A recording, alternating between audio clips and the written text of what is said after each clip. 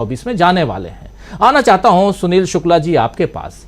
बहुत कुछ हम चर्चा कर रहे हैं, मोदी जी की चर्चा कर रहे हैं, अपने ही कर रहे हैं, भाजपा का खेल खत्म ये भी कह रहे हैं, और साथ में गांधी परिवार और खासकर राहुल और प्रियंका ने कैसे डंका बजा दिया है इसकी चर्चा भी कर रहे हैं। आपका विश्लेषण, बहुत कुछ सुन चुके हैं आप। धन्यवाद राजीव जी। इसमें कोई दो राय नहीं है कि भारतीय जनता पार्टी के मुकाबले इन 5 राज्यों के चुनाव में कांग्रेस का राजनीतिक माहौल बहुत बेहतर है, और कांग्रेस ने अपने आप को संगठित करके मुद्दों के आधार पर राजनीति करके लोगों के बीच गई है और लोगों का जनविश्वास हासिल किया है। अगर भारतीय जनता पार्टी के पास मिजोरम में सभी सीटों पर उम्मीदवार खड़े करने के लिए योग्य प्रत्याशी नहीं मिल रहे हैं, तो इसका मतलब है कि भारतीय जनता पार्टी की राजनीतिक कमजोरी बढ़ी है। अगर तेलंगाना के विधानसभा के चुनाव में 4 सीट, उसके पहले 2019 के लोकसभा के चुनाव में 4 सीटें जीतने के बाद एक राजनीतिक ताकत के रूप में उभरने के बावजूद आज तेलंगाना के विधानसभा चुनाव में कांग्रेस सत्ता के दावेदार बन गई है बीआरएस के खिलाफ, तो यह भारतीय जनता पार्टी की एक राजनीतिक पराजय है। आज कहीं नहीं दिखाई पड़े, कोई राजनीतिक विश्लेषक यह कहने के लिए तैयार नहीं है कि भारतीय जनता पार्टी सत्ता के नजदीक है या सत्ता छीनती हुई दिख रही है, जबकि कांग्रेस के बारे में कहा जा रहा है कि बड़ी मजबूती से वह अपने उपस्थिति को दर्ज कर रहा है, और लगातार राहुल गांधी की भारत जोड़ो यात्रा के बाद से लगातार वह हमलावर है। अगर आप राजस्थान की बात कीजिए तो राजस्थान में इसमें कोई राय नहीं है कि कांग्रेस और बीजेपी दोनों ही दलों में आपसी संघर्ष है, लेकिन बीजेपी में बहुत ज्यादा है, और उस राजनीतिक दल के लिए ज्यादा महत्वपूर्ण हो गया है। इसलिए महत्वपूर्ण है कि वह सत्ता की दावेदार है, सत्ता वो छीनना चाहती है, उसको ज्यादा एकजुट होना पड़ेगा उस अपेक्षाकृत उस राजनीतिक दल के जो सत्ता में है। लेकिन वो भारतीय जनता पार्टी बिखरी हुई है, वहां कोई नेता, जो पार्टी हर बार इंडिया दल समूह के सामने सवाल पैदा करती है कि 2024 के चुनाव के लिए आपका नेता कौन है, गोया के चुनाव के लिए नेता महत्वपूर्ण है, यह भारतीय जनता पार्टी बताती रहती है। वही पार्टी राजस्थान, मध्य प्रदेश और छत्तीसगढ़ में कोई नेता बताने की स्थिति में नहीं है। आज राजस्थान में कौन मुख्यमंत्री का दावेदार है? ओम बिरला जी हैं, दिया कुमारी जी हैं, अश्विनी वैष्णव जी हैं, मीणा साहब हैं, ये आपके राज्यवर्धन सिंह राठौर साहब हैं, मेघवाल साहब हैं। कौन मुख्यमंत्री है वहां? किसके नाम पर जनता भारतीय जनता पार्टी के प्रति आकर्षित हो? और आप ये तो तथ्य है कि जो विद्रोह है, विद्रोह हमेशा स्थानीय नेता कराते हैं या करते हैं, और उसको स्पेसिफाई भी स्थानीय नेता ही करते हैं। अगर आपके पास स्थानीय लीडरशिप नहीं है तो आप इन विद्रोहों का समाधान नहीं कर सकते। राजस्थान में बीजेपी के सामने स्थिति यही है, कोई लीडर आपके पास नहीं है कि जो इन विद्रोही नेताओं को जो विद्रोह कर रहे हैं उनको समझा बुझा सके या उनके साथ कोई संवाद कायम कर सके। केंद्रीय नेतृत्व के पास क्या स्थिति है आपके सबके सामने है, हम लोग बहस कर रहे हैं। यह बीजेपी पूछा करती थी कि चुनाव हो रहा है गुजरात में और राहुल गांधी घूम रहे हैं मध्य प्रदेश में। यही बीजेपी पूछती थी कि आखिर राहुल गांधी हिमाचल प्रदेश में क्यों नहीं गए चुनाव के दौरान। आज स्थिति है कि चुनाव की घोषणा हो गई, चुनाव के प्रत्याशी घोषित कर दिए गए, चुनाव सिर पे है और माननीय प्रधानमंत्री जी गुजरात में घूम रहे हैं। तो भारतीय जनता पार्टी तो अपनी कमजोरियों को खुद बता रही है, और अगर आप अपने सांसदों को, अपने मंत्रियों को चुनाव में उतारते हैं, राज्य विधानसभा के चुनाव में, तो आप इस बात को स्वीकार करते हैं कि क्षेत्र विशेष में, जिला विशेष में, राज्य विशेष में आपकी कमजोरी है। आप अपने स्थानीय संगठन या मौजूदा नेताओं के बूते चुनाव लड़ने की स्थिति में आप नहीं है। राजस्थान की स्थिति क्या है, जो अभी बात हो रही थी कि आप सोचिए, विद्याधर नगर एक आपकी परमानेंट सीट है, जीती हुई सीट हमेशा लगातार रही है। वहां आपने 5 बार के विधायक का टिकट काट दिया, नरपत सिंह राजवी साहब का। अब उनको ले जाकर के आप चित्तौड़गढ़ में डाल रहे हैं। वहां के जो विधायक हैं वो 3 बार के जीते हुए हैं, वो भी पॉपुलर नेता हैं, वो भी नहीं कि 2-4 हजार वोटों से जीते हों, 20,000 वोट से चुनाव जीतते रहे हैं। आपने उनका टिकट काट दिया, उनको कोई आप समायोजित भी नहीं किया। तो विद्रोह तो आप खुद ही पनपा रहे हैं हर राज्य, अधिकांश जिलों में। और दूसरी बात यह है कि भारतीय जनता पार्टी के मुकाबले कांग्रेस के पास हर इलाके में इसका स्थानीय छत्र है।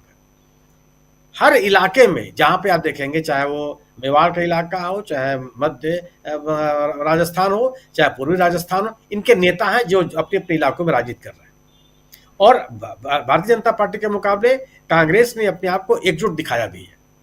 आज दोनों के दोनों नेता, एक चाहे गहलोत साहब हो और चाहे सचिन पायलट हो, एक स्वर से बोल रहे हैं। तीसरी बात आपने वो कर दिया जो आप ईडी लेके चले गए। ईडी के जाने के बाद मेरा अपना मानना यह है कि कांग्रेस के प्रति लोगों का झुकाव और बढ़ा।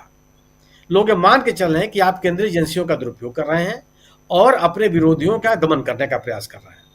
आप भ्रष्टाचार के खिलाफ नहीं है, आप केवल ये चाहते हैं कि जो आपका विरोधी हो उससे कैसे निपटा जाए।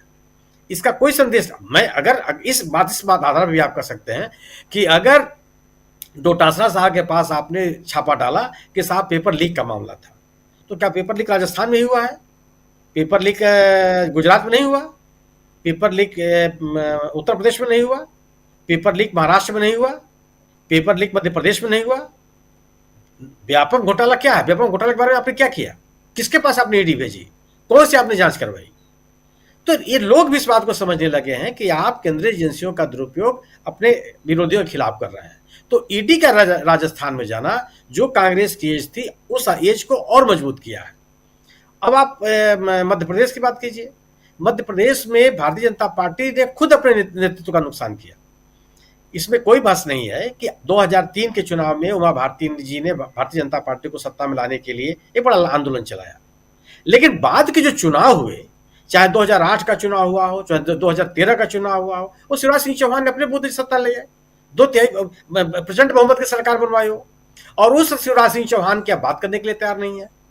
प्रधानमंत्री जी मध्य प्रदेश के नागरिकों को खुली चिट्ठी लिखते हैं, उसमें लिखते हैं कि मोदी के मन में एमपी, एमपी के मन में मोदी, लेकिन उसमें शिवराज सिंह चौहान की कोई चर्चा नहीं होती।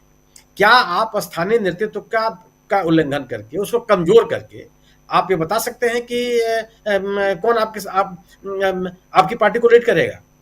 कांग्रेस के साथ इसके विपरीत कांग्रेस को आप देखेंगे तो कांग्रेस का स्थानीय नेता है, हर इलाके में है, चाहे महाकौशल में हो, चाहे मालवा निवाड़ का इलाका हो, चाहे विंध्य क्षेत्र का मामला हो, चाहे ग्वालियर चंबल का इलाका, कोई ऐसा क्षेत्र नहीं है मध्य प्रदेश में जहां कांतिलाल भूरिया से लेकर के और कमलनाथ मुख्यमंत्री के चेहरा है। पिछले चुनाव के दौरान भी महाकौशल में जबरदस्त जीत दर्ज किया था कांग्रेस ने। तो क्या जिस इलाके में नेता है, वहां जिस इलाके में का व्यक्ति मुख्यमंत्री के चेहरा के रूप में राज्य में है, तो क्या इसका लाभ कांग्रेस को नहीं मिलेगा? और पिछले बार भी महाकौशल के इलाके में भारतीय जनता पार्टी के मुकाबले कांग्रेस को बेहतर समर्थन मिला था। इस बार आप राकेश सिंह जी को माल्या पुता लेके आए, फग्गन सिंह कुलस्ते को, 2 बड़े नेताओं को आपने मैदान में उतारा। क्या कहा जाता है राकेश सिंह जी कितने पॉपुलर हैं? आप डॉक्टर प्रकाश जी से पूछ सकते हैं। उनके बारे में कहा जाता है कि उनके पास कोई जाता है तो उनका सीधा सा जवाब होता है कि यह कार्य मेरे क्षेत्र में नहीं आता, मेरे अधिकार क्षेत्र में नहीं आता। ये रटा जवाब है उनका। फग्गन सिंह कुलस्ते साहब के बारे में, फग्गन सिंह कुलस्ते को कब आपने आदिवासी नेता के रूप में प्रमोट किया?